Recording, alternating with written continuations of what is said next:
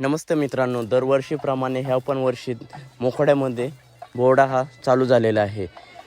पालघर तुम्हाला जर यायचे असेल तर पालघर जिल्ह्यामध्ये असलेला मोखाडा तालुका या ठिकाणी बोहड्याची सुरुवात झालेली आहे. 300 ते 400 वर्षापासून चालू असलेली ही पारंपरिक पद्धत तुम्हाला जर बघायची असेल तर तुम्ही मोखाड्याला येऊ शकता. अरे